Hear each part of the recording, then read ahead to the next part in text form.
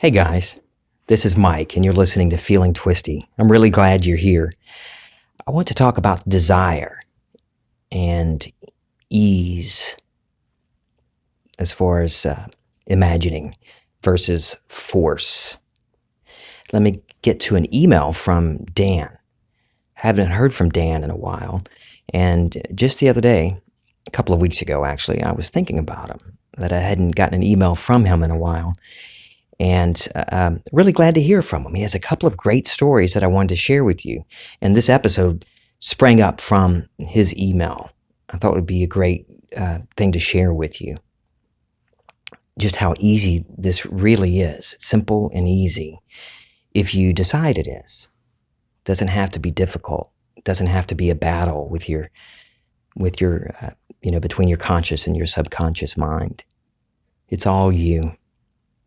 Okay, so let me just read you the email about desire in these two events, these two success stories from Dan.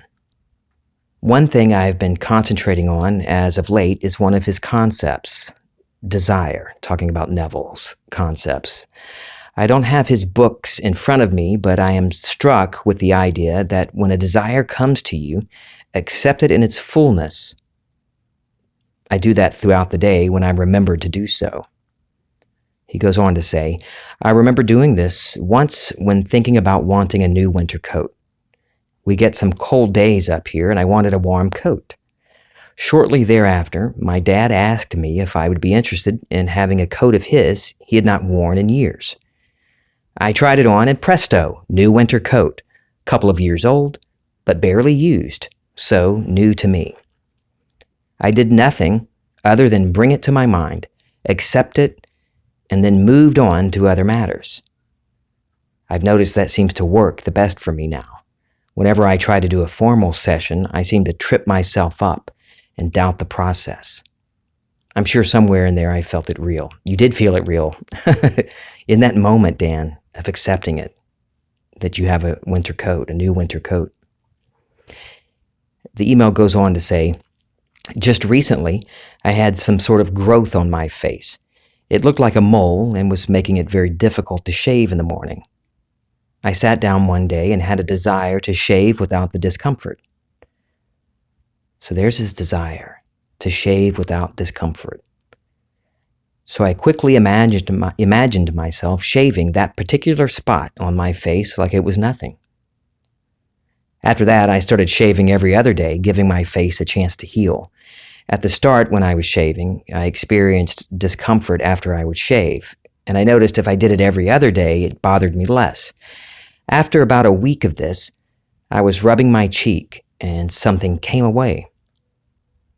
I didn't give it much thought at the time, but when I looked in the mirror, I noticed a little trail of blood, which I wiped away. The next day, it was business as usual.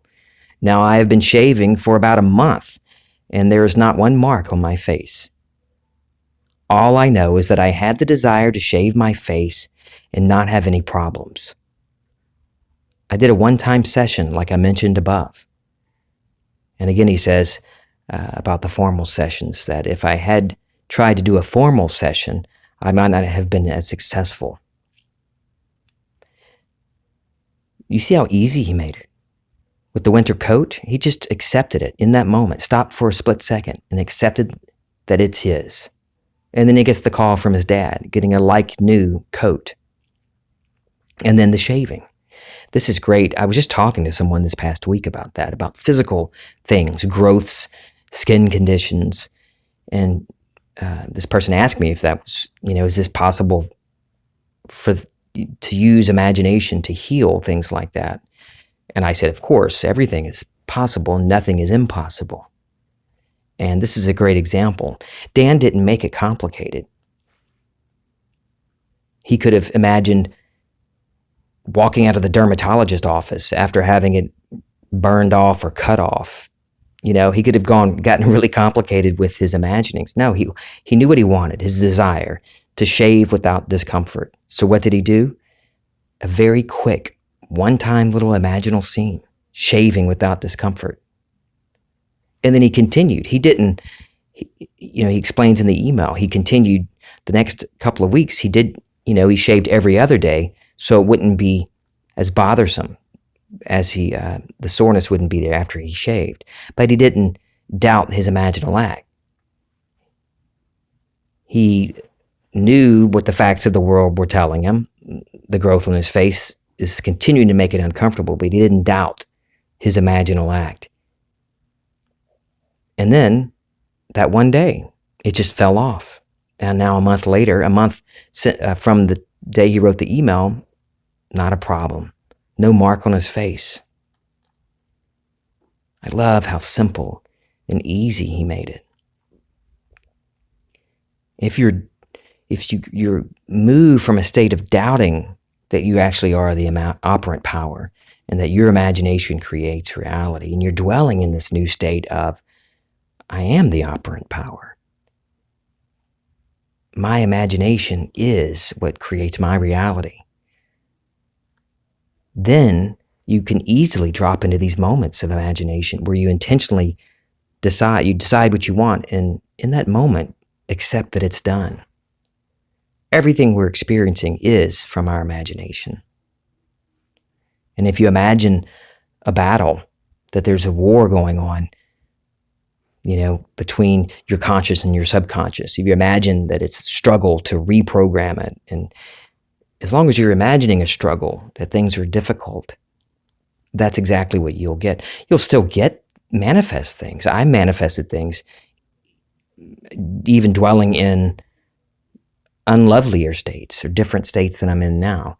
For example, and I've mentioned this before, when it comes to money, I've manifested money, medium-sized and large-sized chunks of money, but dwelling in a state of lack, still holding a tight grip on the money and still uncomfortable with spending money, with using the money. That money just disappeared.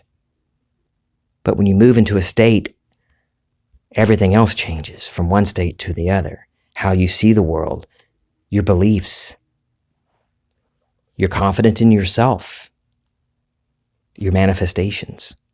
If Dan were dwelling in a state of doubt and fear, dropping into that little moment, a little state akin to sleep, and imagining shaving without discomfort, might not have come to him. He might have worried about it, stressed out, and gone to the doctor and created all these kinds of struggles.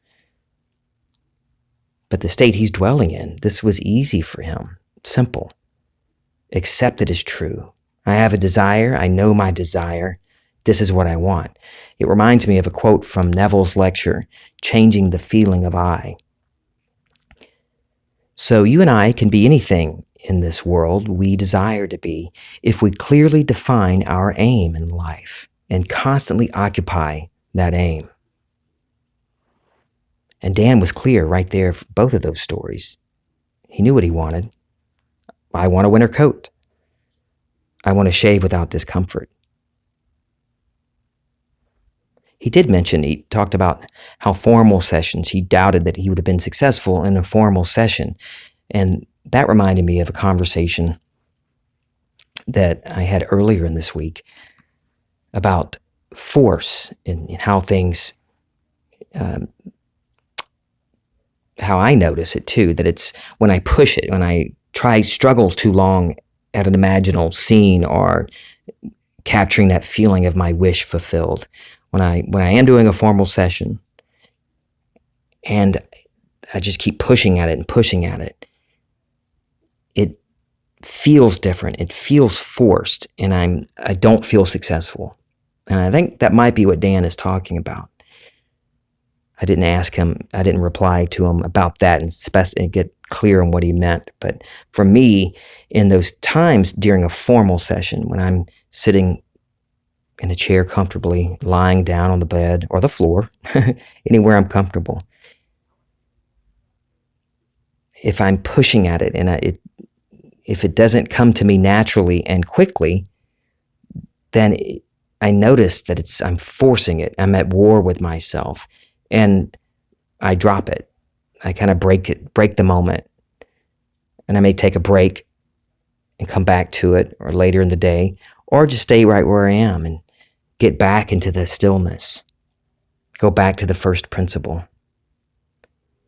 Let that feeling of force and battle fall off of me. Just get back into that stillness where I am no states, where I'm formless and faceless. And it doesn't have to take long. You can be anywhere and just take a deep breath. And in those moments, just those few seconds, get back into the stillness. Kind of like a reset. So when I notice in those formal sessions, when I'm feeling force and this feeling of the wish fulfilled is not coming fluidly, naturally to me,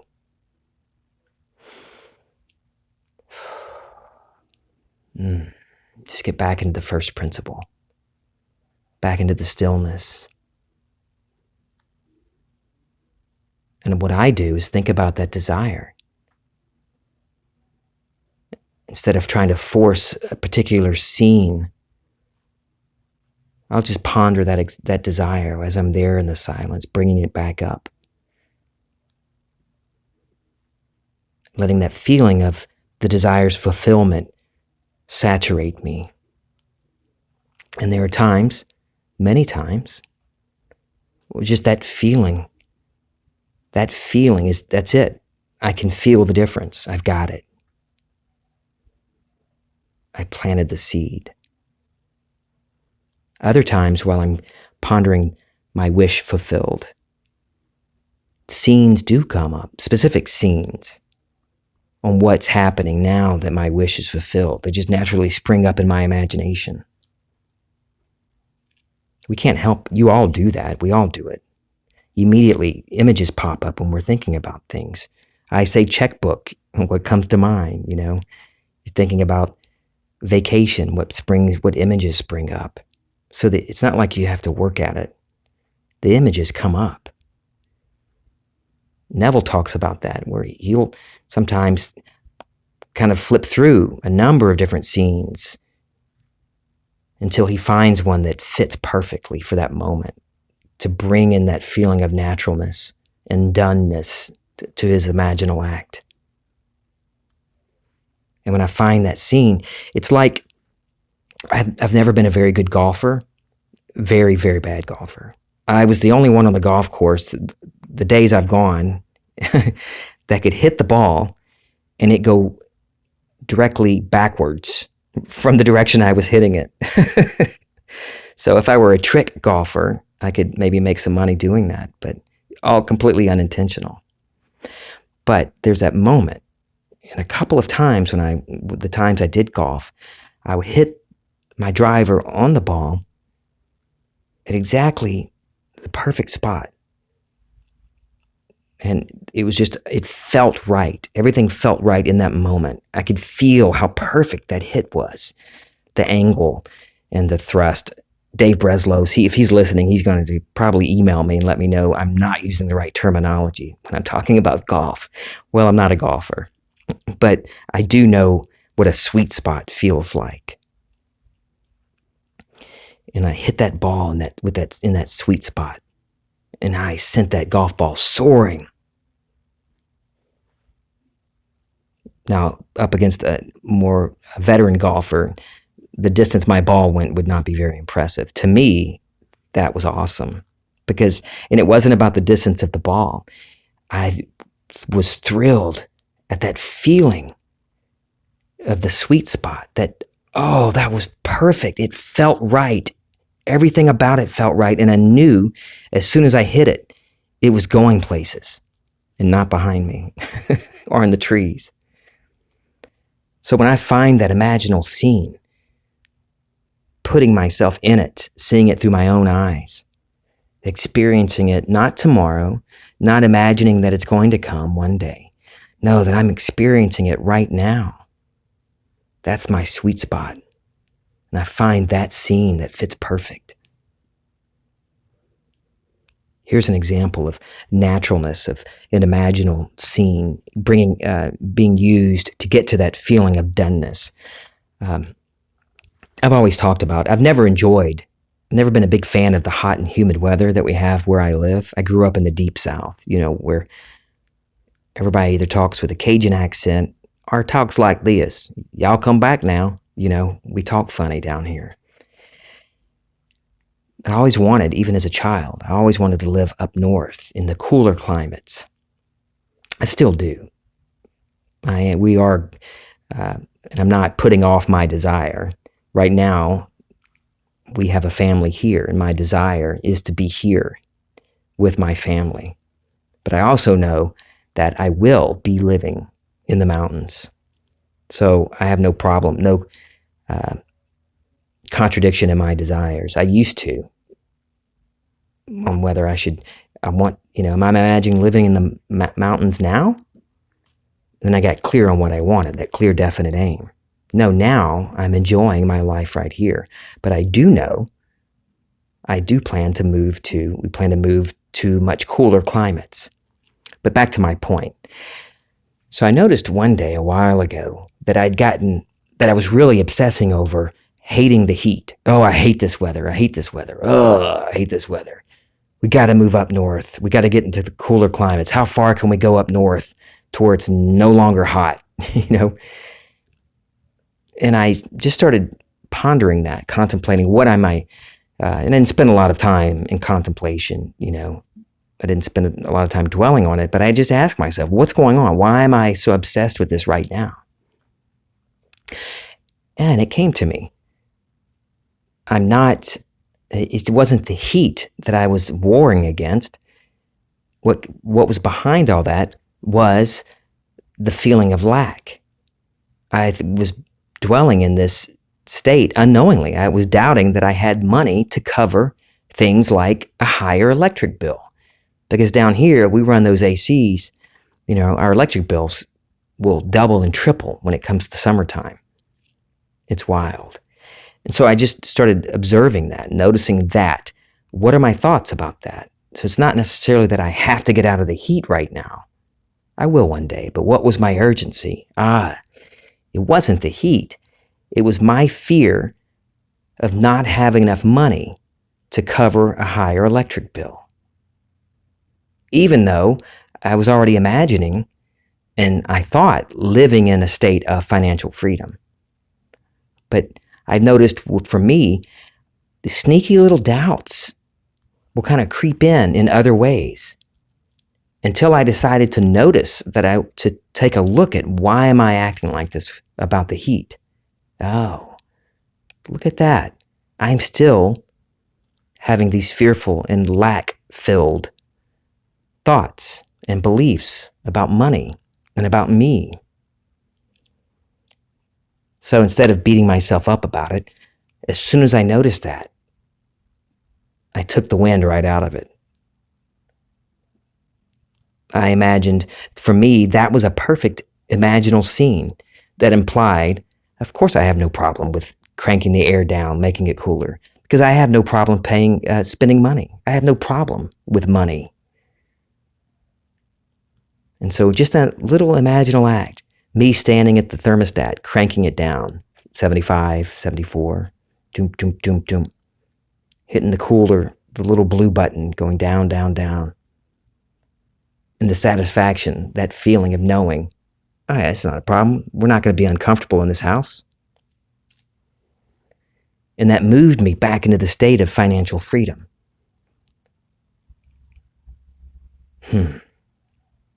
Because that was natural. That feeling, that was a perfect imaginal scene to bring up the tones of reality for me. The realness of financially free, abundance, wealth. I love noticing things like that because it gives me a chance to go back into imagination, get back into the state of my wish fulfilled. Or sometimes I'll notice something like that and I'll realize I have a desire I wasn't aware of at the time. A new desire springs up. Ooh, I like that. And that thing, that image that I came across that brought up a desire, immediately that becomes my imaginal scene. I'll put myself in that picture, that vacation spot. under that palm tree. Toes in the sand. What's that country song? Toes in the water, ass in the sand. Is that how? I can't remember. PBR in my hand. It'd be a gin and tonic. But I digress. So it doesn't have to be difficult at all. And formal sessions can be fun. If you begin, what I started doing initially when formal sessions were hard for me, because I was making it hard, I thought, this is taking effort. This is not going to be easy. And so that's exactly what I experienced. I would suggest doing a quick little imaginal scene right now, or just assuming the feeling of, formal sessions are fun and easy. I love exploring my imagination. Assuming that they're easy, they become easy. But you don't have to wait for formal sessions, because we're imagining all day. You are all imagination. Anila Reddy in the Vibe Project posted the other day. I can't quote it. She writes it very well, and I'm not going to try to quote it. I don't have it in front of me the post, but she talks about how that moment the desire comes on, she slips into that little imaginal scene, 1-2 seconds, seals it with the tones of reality, and it's done. And that's what Dan did in those 2 stories. He sealed it with the tones of reality, this acceptance, this knowing that it's done. Touching Dan shaving his face and then me touching the thermostat, I just made me think of the Western Gate that Neville talks about, using the sense of touch and imagination. I'm not going to get in that now, but that's going to be our next episode, the Western Gate and the power of touch. I might do the whole thing, maybe not just on the Western Gate. I think I'm going to do how I use my 5 senses in imagination, because I've mentioned before how I love hearing, but touch is a wonderful one. It's wonderful. And I know from experience, if you can grasp something in imagination and feel it in your hands, or feel that hug, that really sinks it in for me, locks it in. So that's next time. Not sure what I'll title it. Maybe something about the 5 senses, or Western Gate et al. I don't know. Now I'm just getting silly. All right, guys. Shoot me an email. I love hearing your stories. Thank you, Dan, for those stories. Share some more stories with me. Let me know what's going on with you. I want to hear from you. I love talking with all of you, and it's so cool because I have listeners all over the world. I love the Podbean service. And I think all the podcast services do this, but I use Podbean, and I can pull up on the map and see every country, and then break it down to every state, even on where people are listening from. And it's so cool to hear people listening in Asia, different parts of Asia, and all over Europe. It's so neat. And United States and Canada and UK. Well, that's Europe. All right. I guess I'm done. I want you to have a wonderful, wonder-filled week. So right now, imagine this week is over and it's Friday night. And look back at how wonderful your week was, how awesome it went for you. Unexpectedly awesome, beyond what you imagined it possibly could be. Like Neville says, put this to the extreme test. Don't just settle. Make this the best week you've ever had, knowing that next week's going to be even better. And then imagine telling me about it, because I want to hear your stories.